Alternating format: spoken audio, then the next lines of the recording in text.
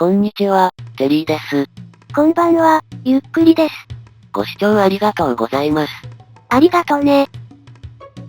さて、ゲーム再開時の、モブの影が一瞬うごめくことも気になるお年頃です。なんで？今回はダメでしたが、エンダーマンや子供ゾンビが見えたら運が良さげなんです。よほど運を使い果たしたいのね。さて、音を出したくないのでひとまず地図でも。積雪が表示されているわね。いや地図はまだ更新してなかったような。この拠点で開いても更新されるのならば、建築中になんで切れてるの？しかも拠点から近いあたりが、ただのセーブデータ巻き戻りね。まさかです。こんな規模の巻き戻りは、過去に異常終了した時すら未経験です。で、しばし呆然とした後で、そもそもこの拠点から地図が更新されるはずがないことに気づきました。さて前回は、積雪の建築を少々やり直したり、ラバが脱走したり子供ゾンビピックマンがこっちを見ていました。素直にネームタグ使えばよかったのに。山岳拠点にしか備蓄がないと思い込んでいたんです。もし気づいていても、ネームタグはまだ使用経験がなくて躊躇したでしょうし、そもそも私が名付け親になることに躊躇します。外見が子供だからと気にしすぎよ。さてこれで3倍目のおかわりで、建築再開します。なお地図の更新の話ですが、最近は建築中に更新しても、更新範囲がピラミッドの四隅まで届いてくれません。それに気づいて、先ほどはゾッとするのはほんのひとときで済みました。結局、ネザー帰りで異常が出ている地図は、裏で更新されていたということね。ダメ元であちこちで開いていればよかったです。さてここからはサクサクと干し草の俵、とにらめっこです。つまり、乾燥した藁と言いたいのね。で、私の長年のプレイ経験から、ひょっとして干し草の俵は向きがあるのではと考えた次第です。前作で一つ作ったことあったでしょうに。あの時は向きは関係ありませんでした。結局向きは接地面によるようなので、高速積み込みでサクサクと積んでしまいます。で、もう少しだけ伸ばして、気になっていた、干し草の俵が村のある地図に含まれているかを早めに確認したいところです。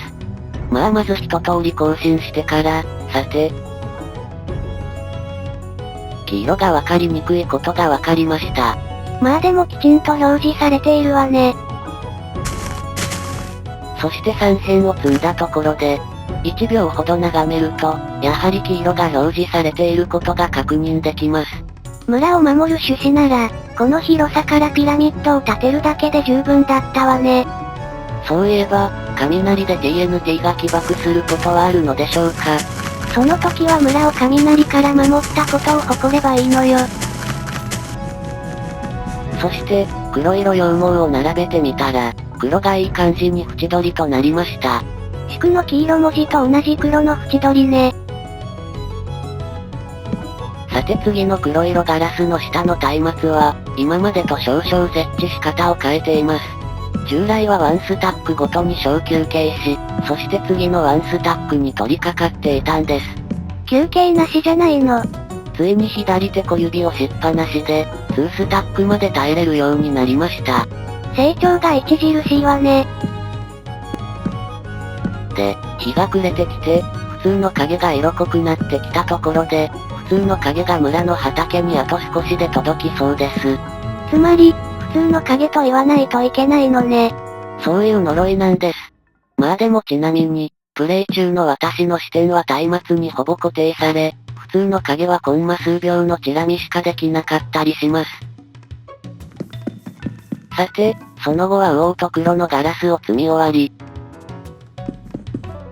さらに、羽黄と黒の色付き粘土を積み終わった頃には、畑に届いたんじゃないでしょうか。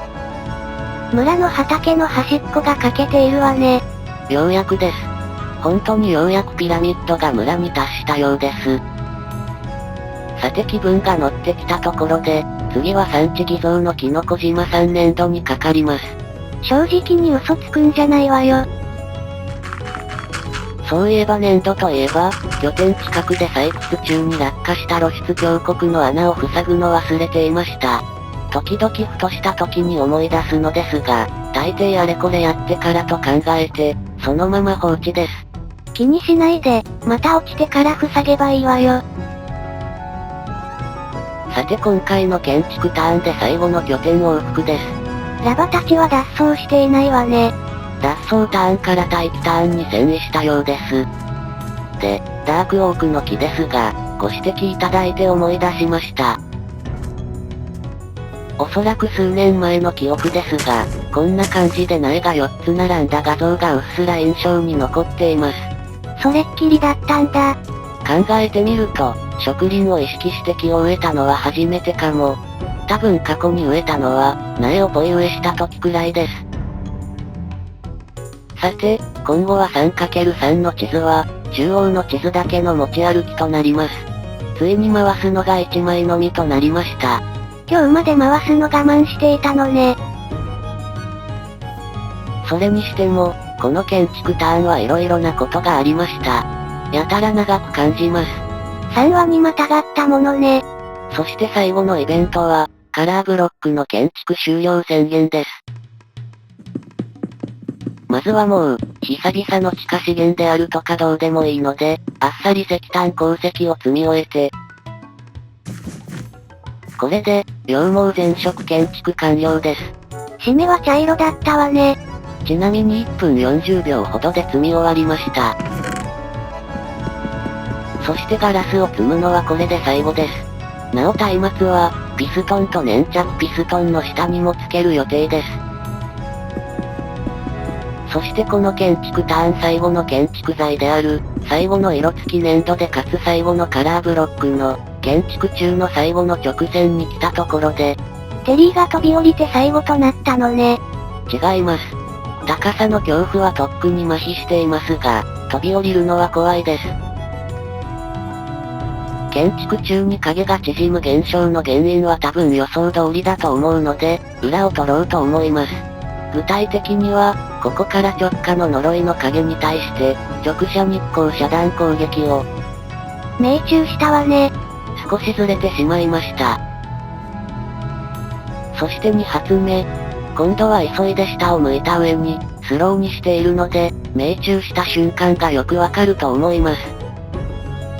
当たったわね。気になってコマ送りで確認したところ、命中まで 0.3 秒でした。